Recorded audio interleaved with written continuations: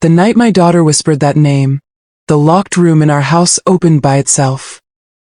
I never believed in family curses. Not really. I believed in trauma, in secrets, in lies that get passed down so many times they start sounding like gospel. But I never thought a single name, just one whispered word, could rot an entire bloodline from the inside out. Until the night my 8-year-old daughter, Ellie, whispered it. And if you're listening right now, if you have children, if your family has a story no one is ever allowed to explain, then listen to me very carefully. Some names are not remembered. They wait. And when they are spoken again, they come home. My daughter Ellie had the softest little voice. The kind that made even anger sound innocent. But in my family, silence was never peace. Silence was tradition. I grew up surrounded by rules no one could explain. Never sleep with the bedroom door fully open. Never answer a knock after midnight. Never let mirrors face the bed. And the strangest rule of all, never say her name out loud.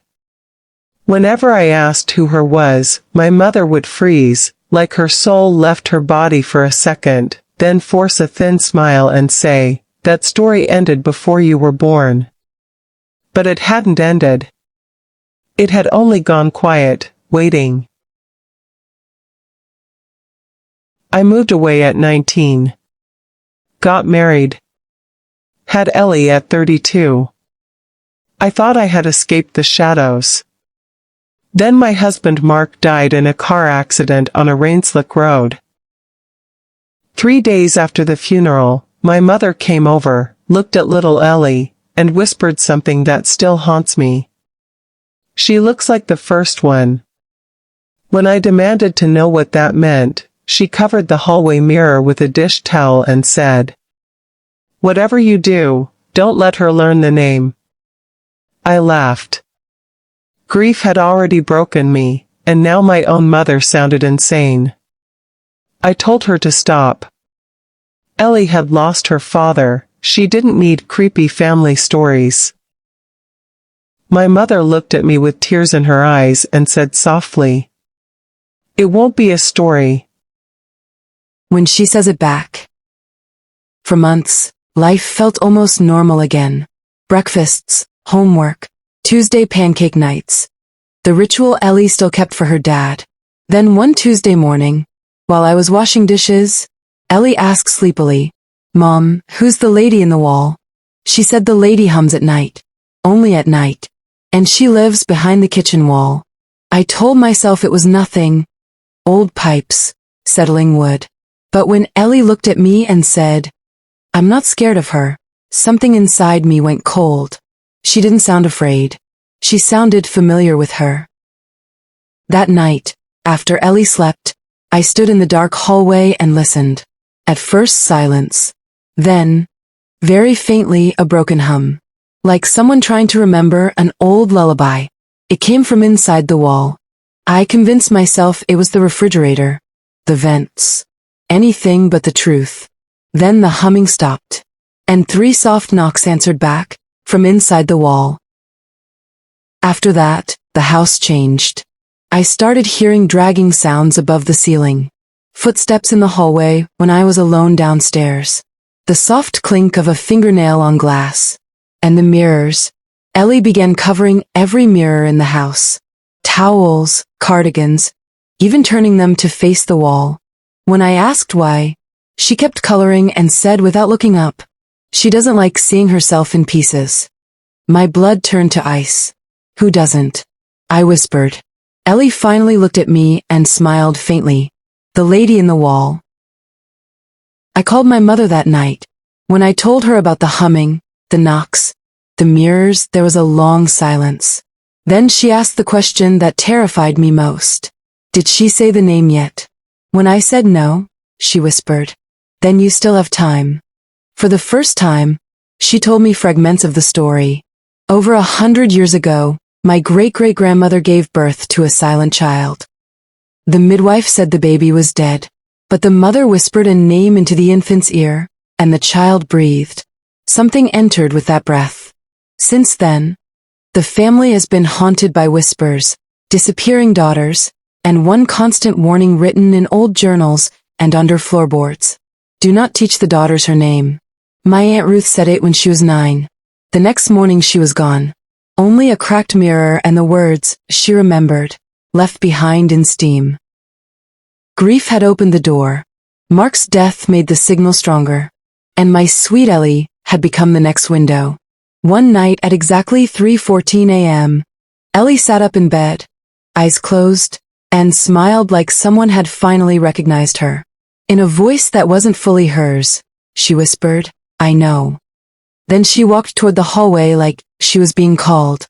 When I grabbed her, her skin was ice cold, and a woman's ancient, dry voice came out of her lips. She left me in the dark. I researched desperately, found an old 1911 journal entry that said, "She returns through the daughters. She waits for grief. She likes houses with mourning in them. If the child speaks the name willingly, the door opens from both sides." My mother brought an old wooden box, photos, letters, and a silver hand mirror that once belonged to my vanished Aunt Ruth. Inside the family Bible, every firstborn daughter's name was listed, and beside Ellie's name was the symbol for marked. She finally told me the truth. The name isn't just a name. It's an invitation. They call her the one who wants back in. She doesn't possess, she replaces. She learns the voices of the dead and begs to be let in as family. Building tension. That night the knocking moved to Ellie's bedroom door. 3 slow taps. The knob turned. And then we heard Mark's voice from the other side, broken and pleading. "Please let me in." For one horrible second, my heart wanted to believe it. But Ellie, still half asleep, whispered, "That's not Daddy." The voice changed, became wet, hungry, ancient. Then who am I? The lights died. The mirrors began to hum. And Ellie's eyes turned completely black as she said in her own voice, "Mom, she says she was here first." In pure mother's rage, I smashed the silver mirror against the dresser. The glass exploded, and something deep inside the walls screamed. A sound like metal with a soul. The pressure broke. The lights returned. Ellie collapsed, exhausted but herself again.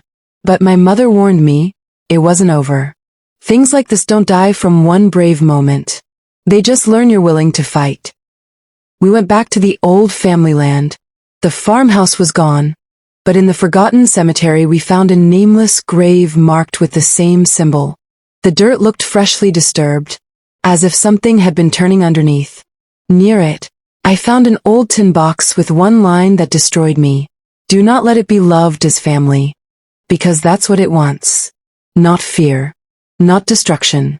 It wants to be loved. It wants to come back in through our grief, through our memories, through our daughters. That night I sat alone in the hallway with a recorder and asked directly into the darkness, "What do you want from my daughter?" The mirror sheet sank inward. A gentle, dusty voice whispered, "I want my child back." When I asked what happens if I refuse, the voice lost every trace of humanity and said, "Then I take what grief has already opened." And somewhere in the house, Ellie screamed. On the ceiling above her bed, written in a spreading black stain, were the words, "SHE said yes." Ellie cried that she didn't. But maybe she didn't have to. Maybe listening was enough. Maybe blood was enough. Maybe inheritance itself was the real curse. The curse was never just about a name. The name was only the key. The real curse is what families refuse to face, the grief we keep feeding, the dead we mistake for devotion. My daughter whispered the name, but my family built the mouth that answered. And now it's open. If you have children, if your house has rules no one explains, never let them learn the name. Because some names don't stay buried. They wait. They remember. And when they come home, they come wearing the face of someone you love.